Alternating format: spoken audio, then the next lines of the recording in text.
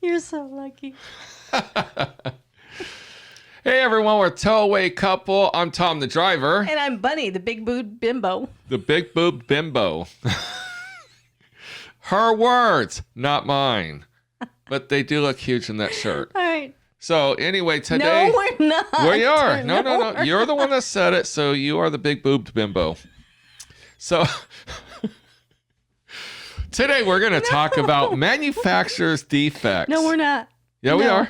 No. Yeah. Well, I'm going to talk about manufacturer's defect because Bunny ain't going to say nothing because she's the big boob bimbo.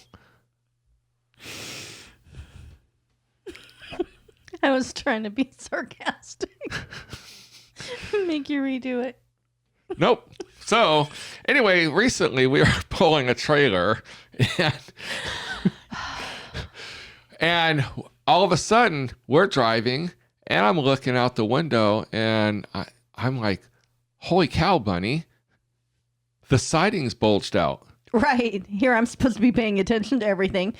Well, no, it was out my mirror. She couldn't see it out my mirror. And it was up high. It wasn't low. But when you're driving, you can pretty much see the flat lines of the trailer. Right. Well, the right side was flat. The left side had a big bow in it. And I'm like, what the heck is that? I'm like, oh, dang, the siding's going to come off. I mean, the siding's literally going to come off. So I pull over and I'm like, are you kidding me? So the siding's just sitting there. I could see the insulation. I could see wood. I could see everything. And I'm like, oh, man. So I take pictures. I email them over to our claims department over at Indiana Transport. And I said, hey, this is what's happening. The first thing we checked was the wind speed. You're not allowed to drive 25 miles an hour.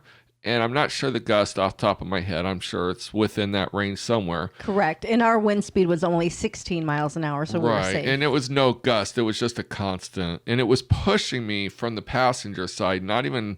So it had nothing to do with the driver's side. Had we been going the other way, it would probably been a hell of a lot worse. It would have been worse. That siding, it would have ripped the whole siding literally from front to back right off as one big sheet of paneling. Because it was actually coming at us from the back. It was that behind. corrugated stuff. So it was where they piece it together. I don't like those. No. And now that doesn't get fixed correctly. Somebody's going to have one hell of an issue.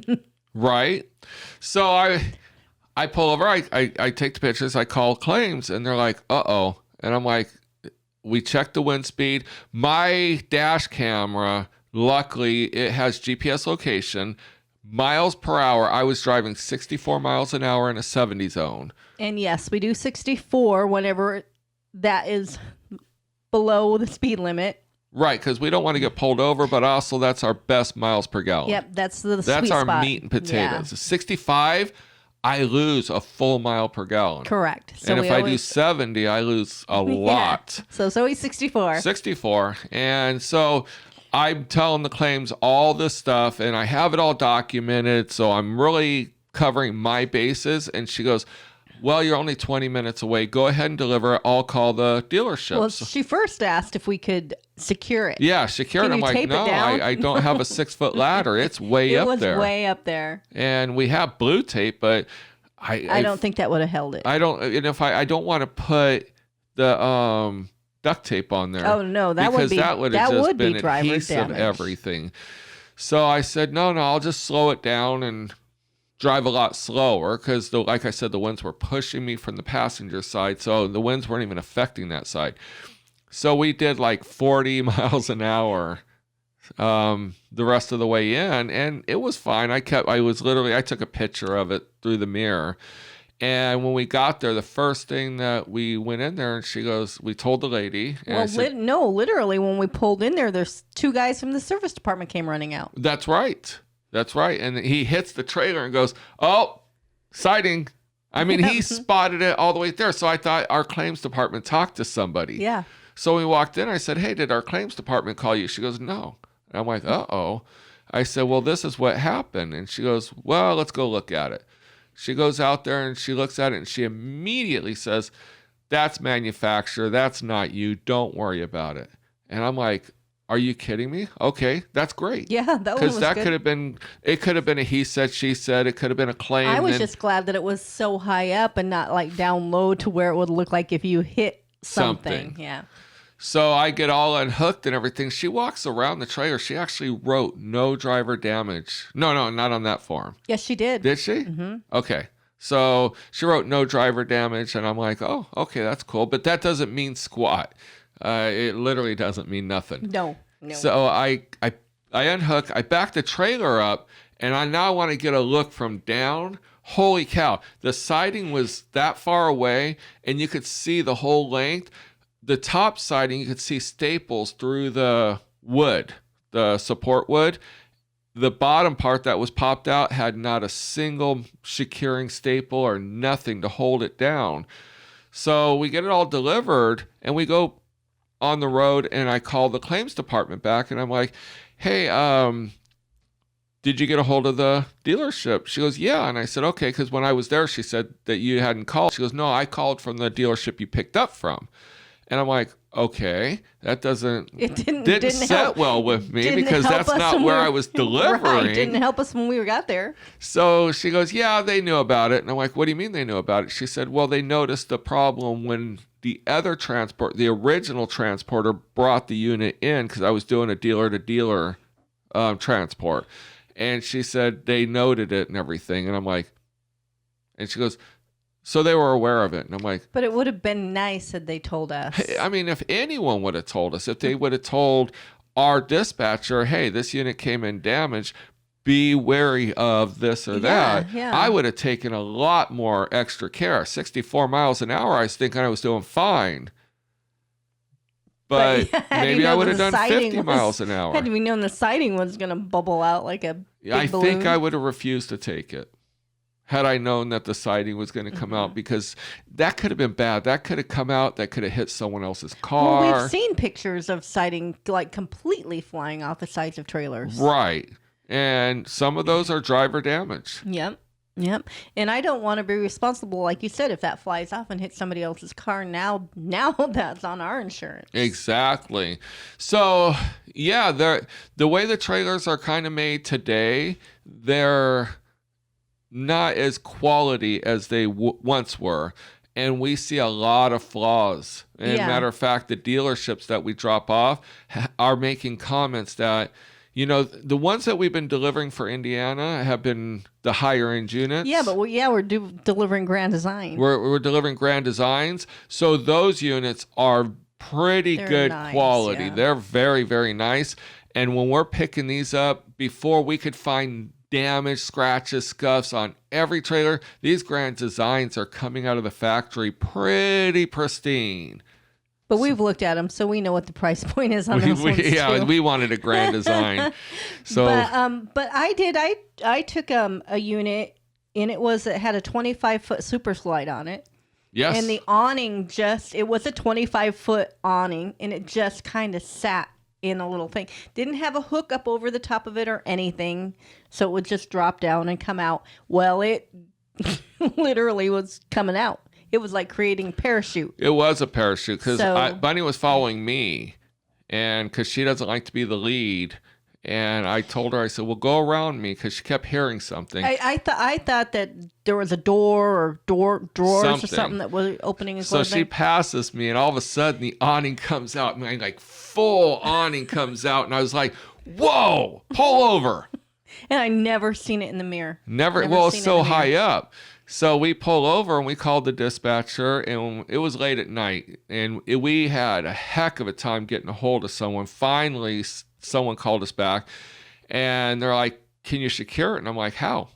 I said, I can go up there and poke like 3 or 4 holes in the awning and zip tie the awning to itself to keep it from unrolling. Right. And he says, nope, don't do that. That would be driver damage. I'm like, but they got to replace this awning anyways. Yeah. And he said, don't do it. That would be driver damage. So we ended up having to take the unit back to Elkhart, which was about 150 miles back, and then pick up another unit, come back. I dropped my truck and trailer at a gas station, and me and Bunny went back together. Now, just so everybody knows too, when it is a manufacturer's defect like that and you have to return it, they paid they refunded my fuel that I had to initially put in, and then they also paid me the fuel to go back. Right. So I did get compensated for it. And they found her another unit right there on the spot going to the same exact place. Mm-hmm. So that made it nice. Now, here's another one that we saw. This guy we were talking to, he was telling me a story where the awning sometimes has a middle support. It's just a little hook type thing. So when the awning comes up, it doesn't have room to bow. And the top bolt came out and the thing was just sitting there going back and forth. It had not scratched a unit. So he took it upon himself. He went up there and undid the bottom bolt and put the bottom bolt and the little mount inside the RV.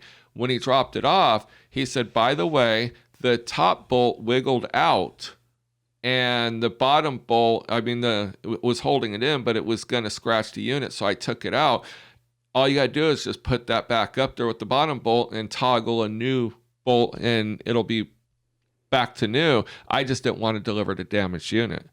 He said that was probably the worst mistake of his life because they ended up charging him $900. That's crazy. $900. I got to believe him. I know. And $900 because he took it off, which created driver damage. Had he just left it alone? Almost sounds like they replaced the whole awning. Right? But yeah, no, he did the right thing in his mind. He did something I would have done. Yeah, but absolutely. After talking to him, I'm not going to do nothing. I'm going to deliver the unit, and if it's driver damage, I will fight it.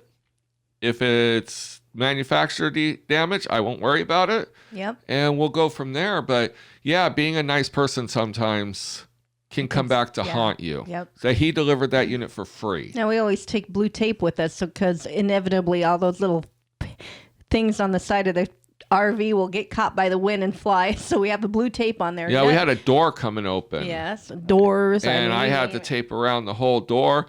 And then I'm just like looking in my mirror and I'm like, wow, it kind of looks weird. Did the door fly away?